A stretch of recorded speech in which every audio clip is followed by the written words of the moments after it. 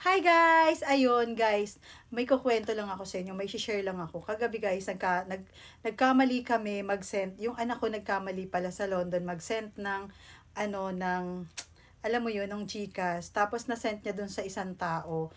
Pero guys, share ko lang sa inyo, sobrang bait niya na ibalik niya talaga sa amin. Walang dalawa-dalawang isip alam niyo yung sobrang bait niya, na-send niya kagad sa amin, nabalik na, sobrang honest niya talaga guys, kasi kagabi parang natataranta kami, kasi nga, paano ba maibabalik, pero sobrang bait no ni Sir CJ, kasi naibalik niya sa amin, hindi siya nagdalawang isip na para ibalik sa amin yung pera na yun. So, yung anak ko kasi natataranta na talaga siya. Yung maya-maya tumatawag na, or nagchat-chat siya sa amin, nagchat-chat ako, tapos tumatawag ako dun sa tao na yun. Pero, thank you Sir CJ, kasi naibalik mo yung 50,000. Sobra, bihira lang yung tao na nagaganyan, na nagiging honest talaga. Sobrang thank you sa'yo. Saludo po talaga ako sa'yo guys. Saludo. Hi guys! Welcome back to my channel guys. Guys, today I wanna share today.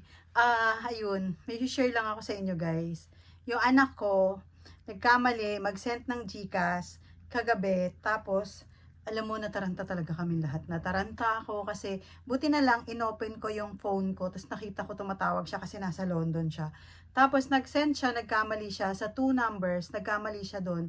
Tapos, tawag ako doon sa na-send niyang, doon sa tao na yun. Pero, guys, nako, God knows naman, na ibalik din kasi, ang bait nung nakatanggap, ng GCash, tapos binalik niya sa amin. Sobrang bait niya guys. Alam mo, wala siyang sabi-sabi na ano. So, sobrang thank you. Saludo talaga ako sa iyo, sir. Kasi, sobrang bait niya. Hindi siya nagdalawang isip na ibalik. Pero, nagtanong muna siya ng mga information kung tama nga yung information na, kung tama yung na-send sa kanya na, kasi, syempre guys, pambayad din nung anak ko yun sa mga business niya. Tapos, kung hindi niya malaman kung anong gagawin niya. Kasi syempre yung GCash ko kasi ginagamit niya. Tapos yung number ko. And then, buti na lang guys. Kasi nung time na yun, nakatulog na ako. Tapos pagtingin ko, tumatawag siya. Marami na siyang tawag. Yung pala, nagkamali siya sa GCash.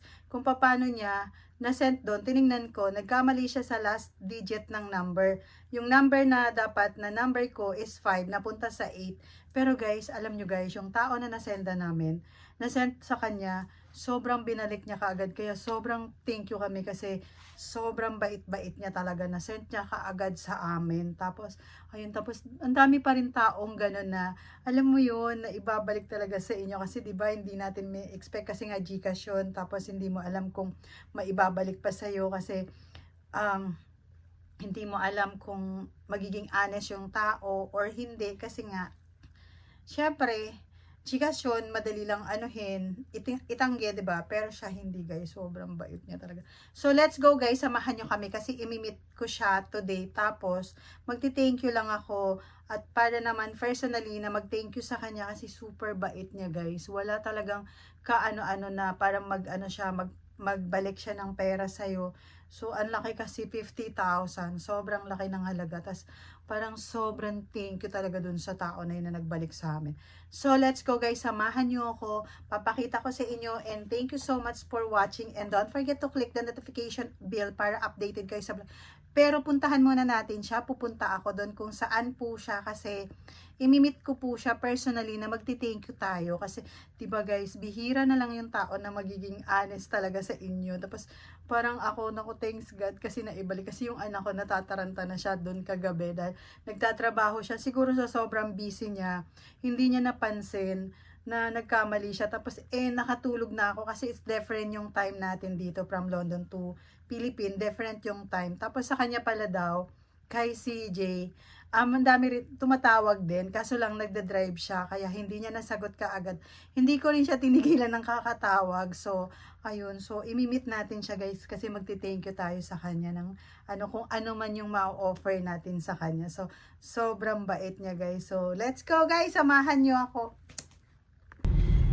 Hello guys, ready na kami. Imit namin yung nagkamali mag-transfer. Imimit namin today ngayon. So, samahan nyo ako. Imimit natin siya ngayon. Yung honest na tao. So, imimit natin siya kung saan man siya.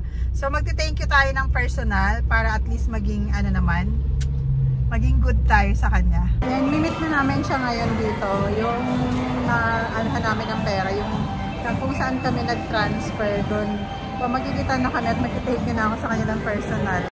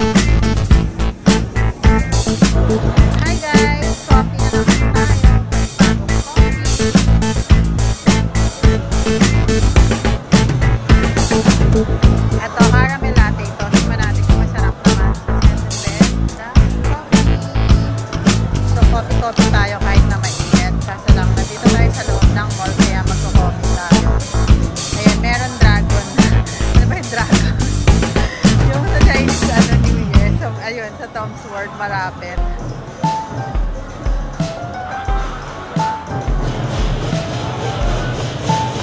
Ang init ng coffee ko.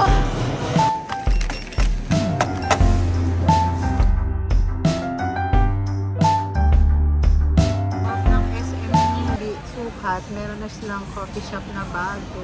Ayan. Wini-wait ko lang yung order ko.